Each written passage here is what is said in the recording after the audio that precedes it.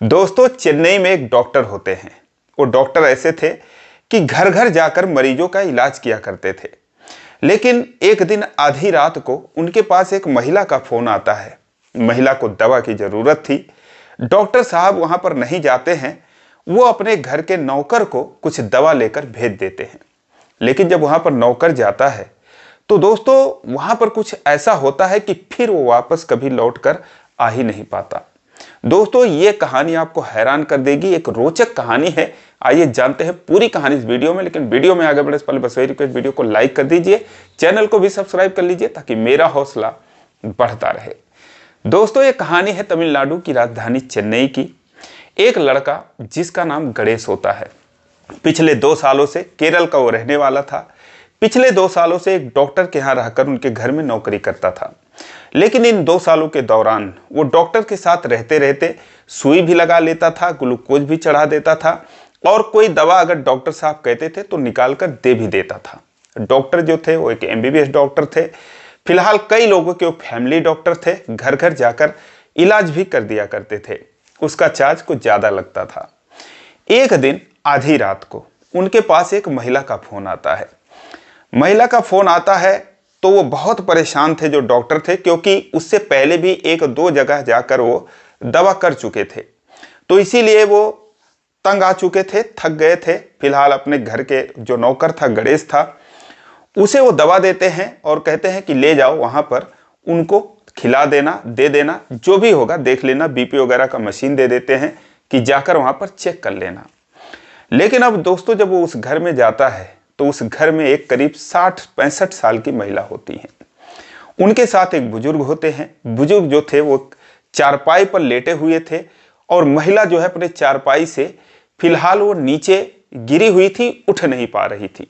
उन महिला का नाम सुमित्रा होता है। जब गणेश उनको देखता है तो दौड़कर उनको संभालता है। उसे पता चल जाता है गिर गई हैं। लेकिन वो कहते हैं कि मेरे पति को देखो, कुछ बोल नहीं रहे हैं, मैं उनको बुला रही हूं, कोई रिएक्ट नहीं कर रहे हैं। फिलहाल वो महिला जो है, जो सुमित्रा है, वो अपने जगह से चल नहीं पाती हैं।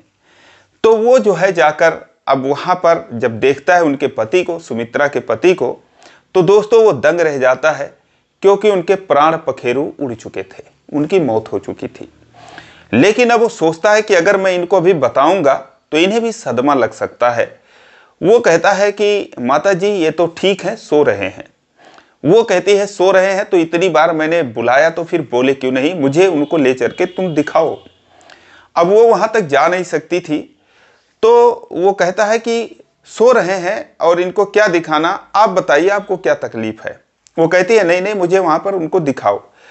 अब दोस्तों जो गणेश होता है वो डॉक्टर साहब को फोन करने लगता है एक कॉर्नर में जाकर कि डॉक्टर साहब यहाँ पर तो ऐसी ऐसी बात हो गई है, फिलहाल जो बुजुर्ग हैं वो मर चुके हैं और जो महिला है वो जो है वो बैठकर ऐसे ऐसे कह रही हैं। लेकिन दोस्तों डॉक्टर का फोन स्विच ऑफ जाने लगता है, क्योंकि वो इतने परेशान हो गए थे कि आगे से कोई उन्हें कॉल ना करे, डिस्टर्ब ना करे, वो सो सके चैन से, इसीलिए उन्होंने भी अपना फोन बंद कर रखा था। लेकिन जो सुमित्रा थी वो मानती नहीं। उन्हें भी कुछ परिस्थितियां संदिग्ध लगती हैं। वो जिद करके कहते मुझे उठाओ, उनके पास ले चलो या फिर तुम उन्हें जगाओ।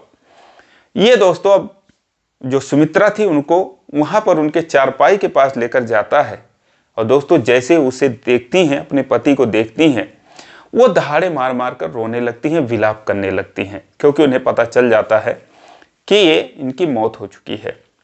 अब ये उनको संभालता है और उसके बाद थोड़ी देर में ये भी बेहोश हो जाती हैं। अब गणेश के समझ में नहीं आता कि वो करे तो क्या करे। डॉक्टर को फोन लगाता है, डॉक्टर का फोन स्विच ऑफ, और इधर एक की जान जा ही चुकी थी। अगर वो सुमित्रा का कुछ नहीं करता तो शायद उनकी भी जान चली जाती। फिलहाल वो उन्हें अपने कंधे पर लादता है और घर से बाहर निकलता है। वहां पर वो ऑटो का इंतजार करने लगता है। कुछ देर में एक ऑटो आता है और उन्हें लाद कर एक हॉस्पिटल पहुंचाता है, सरकारी हॉस्पिटल, जहां पर उनका इलाज होता है। और दोस्तों यहां पर अब वो घबरा जाता है, बार बार डॉक्टर को कॉल लगाता है कि ऐसी सी बात हो गई, लेकिन उनका फोन तो बंद जा रहा था। फिलहाल थोड़ी देर में, 1 घंटे में, जो सुमित्रा थी उनको होश आ जाता है और होश आने के बाद जब खुद को हॉस्पिटल में पाती हैं तो वो हैरान हो जाती हैं और वो चीखने चिल्लाने लगती हैं कि मुझे यहाँ पर कौन लेकर आया है। फिलहाल गणेश जाता है और कहता है माता जी अगर मैं आपको नहीं लाता तो आपकी जान चली जाती। उनके साथ जो हुआ वो तो हो ही गया, अब तो वो दुनिया को छोड़कर जा चुके हैं। लेकिन वो रोने लगती है, कहती है कि नहीं, मुझे तुम क्यों यहाँ पर ले आए, मर जाती तो अच्छा होता और तुम मुझे वहां पर लेकर चलो। वो कहता है माता जी आपके परिवार के लोग और कौन हैं, कहाँ पर हैं, फोन कर दो किसी को, क्योंकि वहां पर तो कोई था नहीं। वो कहती है कि बेटा हमारा कोई नहीं है, जो भी है मैं ही हूं। और वो कहता है कैसे उनका अंतिम संस्कार वगैरह होगा। वो कहती हैं कि अब भगवान ही जाने कैसे होगा। इस समय तो फिलहाल यहाँ पर आपके सिवा, गणेश को कहते हैं तुम्हारे सिवा हम लोगों का कोई नहीं है। अब वो असमंजस में पड़ जाता है। वो कहती है बेटा मुझे वहां पर तुम लेकर चलो, जैसे यहाँ ले आए, तुम्हारी बड़ी बड़ी मेहरबानी कि तुम कम से कम इतना सोचे, लेकिन वहां पर ले चलो और मुझे जो है उनके पास रहना चाहिए। इस ऐसे हालात में उनको अकेला नहीं छोड़ना चाहिए।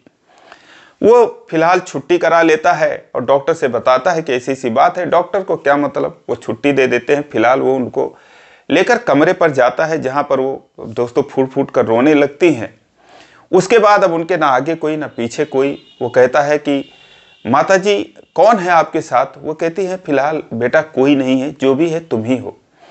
अब अगर तुम्हारे अंदर थोड़ी बहुत दया आ रही है मुझ बुढ़िया पर, तो मेरे पति का अंतिम संस्कार करवा दो, और मैं भी भगवान से यही चाहूंगी कि मेरी भी मौत कुछ दिन में हो जाए।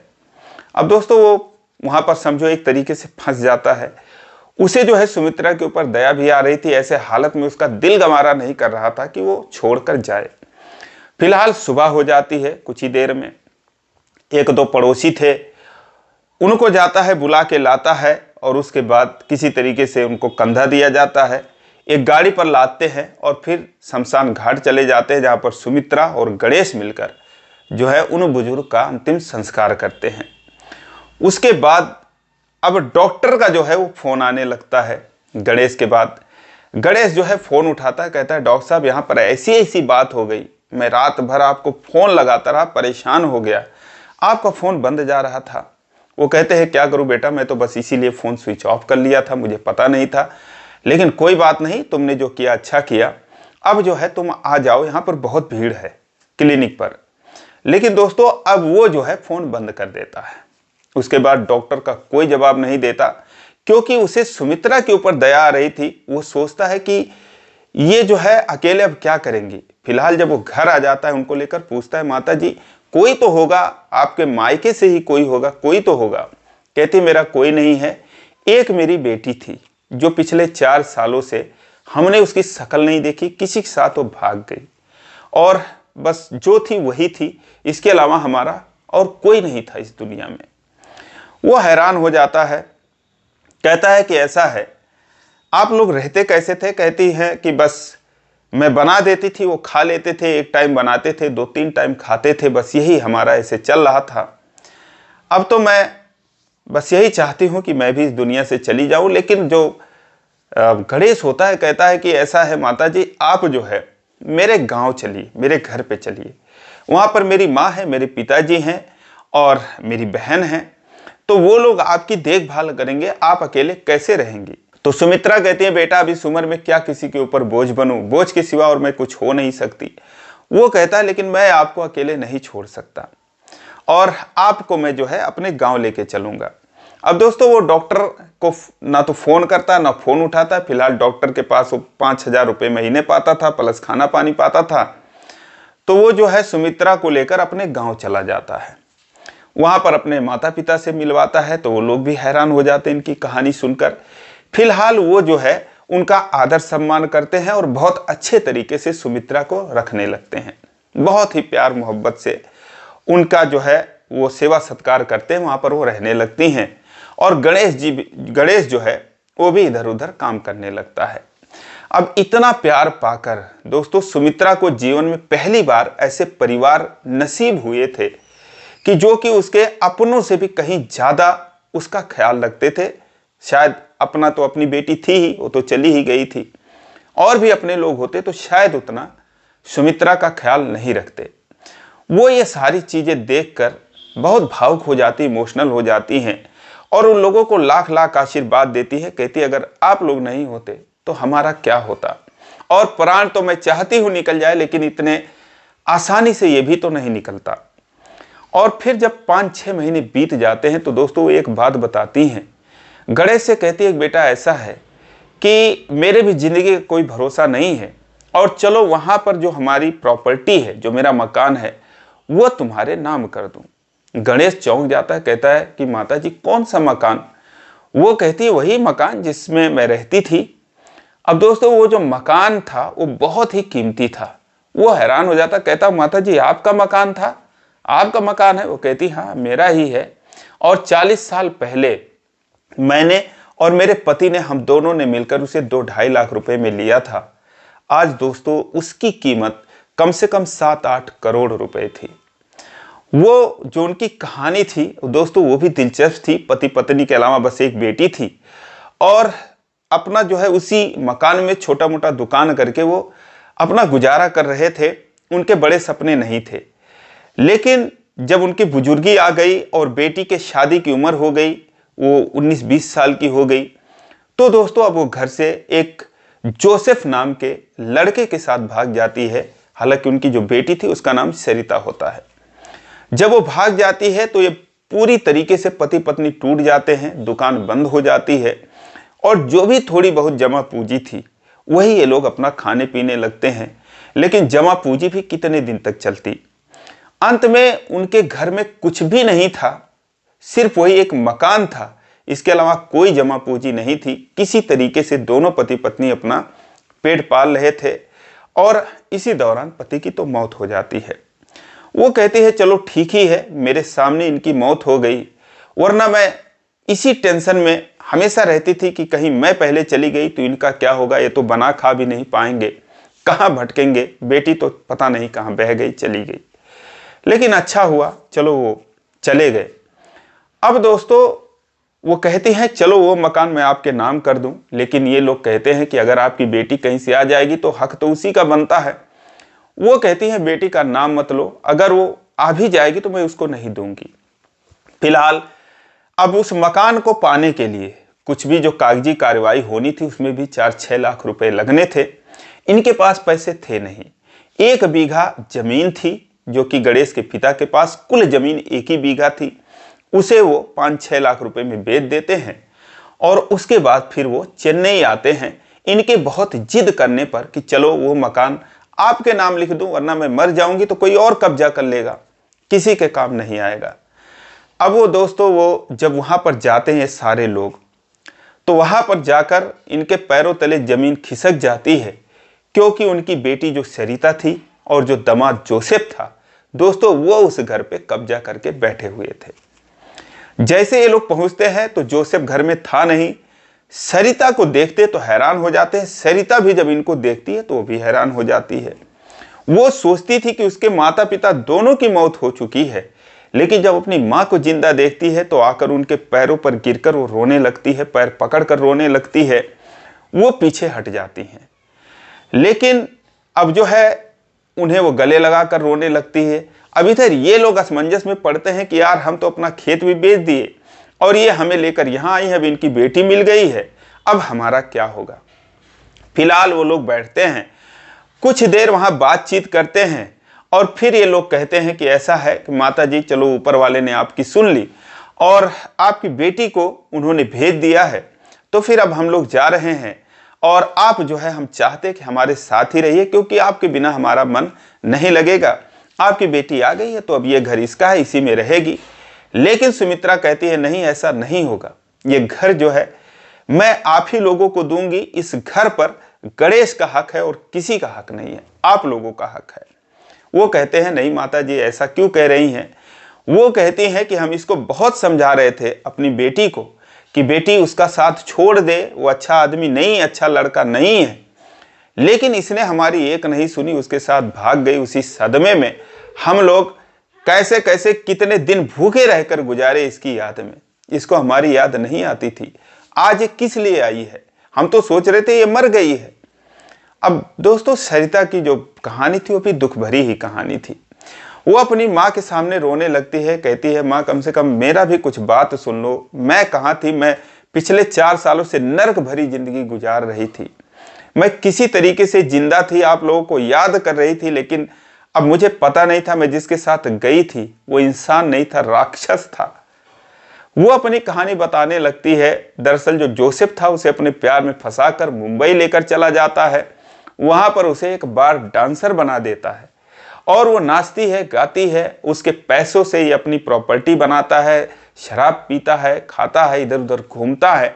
उसे एक हिसाब से वो कैद करके रखता है, कहीं जाने भी नहीं देता। वो लाख कोशिश करती रही लेकिन वो कभी आ नहीं पाती है। लेकिन जोसेफ को यहाँ की सारी जानकारी मिल रही थी।